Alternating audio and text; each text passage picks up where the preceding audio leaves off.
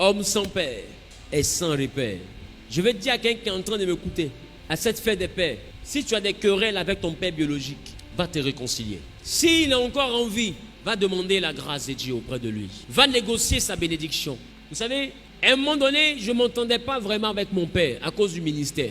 Et pour moi, tenir tête à mon père, c'était normal parce que pour moi, il combattait le ministère. Pour moi, il n'était pas d'accord avec mon appel. Donc je le voyais en un ennemi de mon ministère. Donc je m'étais braqué contre mon père. Et un jour, Dieu me dit, un serpent en moitié, c'est-à-dire qu'on coupe au milieu, est plus dangereux qu'un serpent entier. Et quand je priais pour demander à Dieu que signifiait cette parabole, il m'a dit, ton père est en train de partir. Ce qu'il pense de toi, là, s'il part avec, tu ne seras jamais grand. Réclame sa bénédiction. Alors je me voyais maintenant obligé de retourner vers mon père, celui à qui je tenais tête, et aller négocier la bénédiction. J'ai fait la cour à mon père, comme on fait la cour à une femme, avec poulet.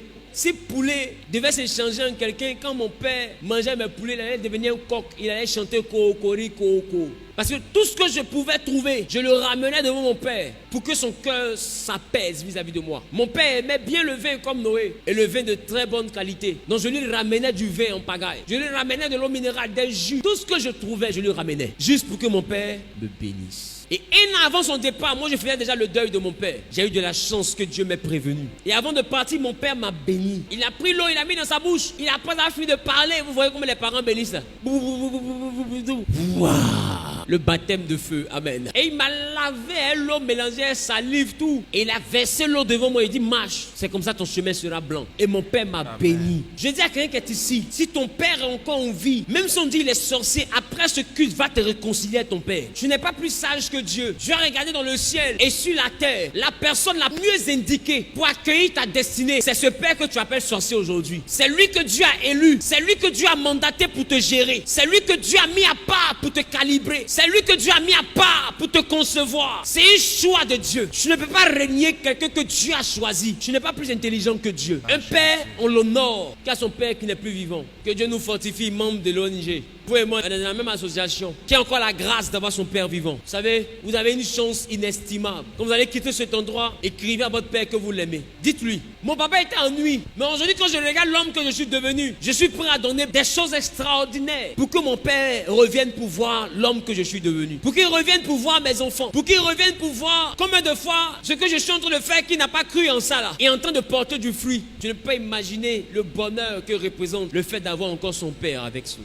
Et des fois tu fais un mois sans appeler ton papa, sans le voir, et tu es heureux, et tu manges poulet avec tes camarades, et ton papa mange mani. Il a dit à Moïse, je suis le Dieu d'Abraham, ton père. J'ai envie de dire, Abraham peut avoir ses défauts, il peut sortir avec Agar, mais c'est le père de Moïse. Un père, c'est un père, avec ses qualités, avec ses défauts, c'est un père. Tu ne seras jamais plus grand que ce qui t'a mis au monde. Il faut honorer ton père. Que la vie chrétienne ne te donne pas des ailes qui te permettront de croire que tu peux être au-dessus de ton père. Tu as besoin de la bénédiction de ton père. Et cette bénédiction, on la négocie. Non, je l'ai vu en sorcellerie, je l'ai vu en rêve. C'est comme si c'est lui qui m'attaque. Tu as vieilli quand tu rêves. Quand tu étais à la maternelle, là, tu rêvais pas. Hein. Il n'était pas sorcier. C'est la nuit, là, mais il est devenu sorcier. Arrêtons ça. Et puis j'ai envie de dire à quelqu'un, même si tu as les preuves que ton père est mystique ou sorcier, je veux t'annoncer une chose. Quand tu dors, qui prie pour toi? Est-ce que tu pries quand tu dors? Est-ce que tu te surveilles quand tu dors? Mais est-ce qu'on te protège quand tu dors? Est-ce que tu es protégé quand tu dors? Par qui? Parce que la Bible dit, celui qui veille sur Israël ne sommeille ni ne dort. Ça veut dire que tu n'as pas besoin de t'éloigner de ton père pour que Dieu te protège de lui. Si c'est ton père, honore-le. Maintenant, si toi tu l'honores en lui donnant pagne, en lui donnant l'argent, qui dit qu'il est vraiment sorcier et que sa sorcellerie l'envoie jusqu'à prendre ton argent pour essayer de bloquer ton mariage, bloquer ton évolution, c'est qu'il a envie de se convertir. Parce que là, tu n'es pas en train d'aller honorer ton père parce que tu le ressens. Tu es en train d'aller honorer ton père parce que ton père spirituel t'a donné l'ordre d'aller honorer ton père. Donc si tu vas honorer ton père qui pense qu'il est sorcier, il va croiser le Dieu de l'alliance de ton père dans la foi. Quelqu'un a dit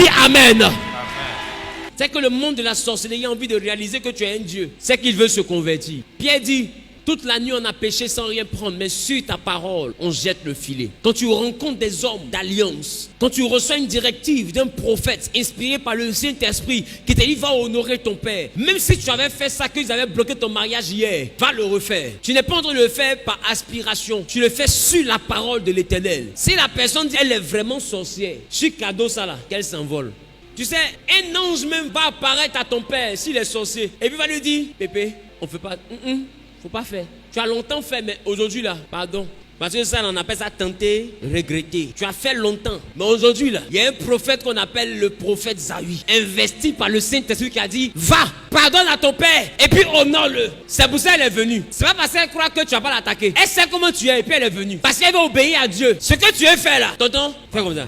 Je suis prophète et je sais de quoi je parle.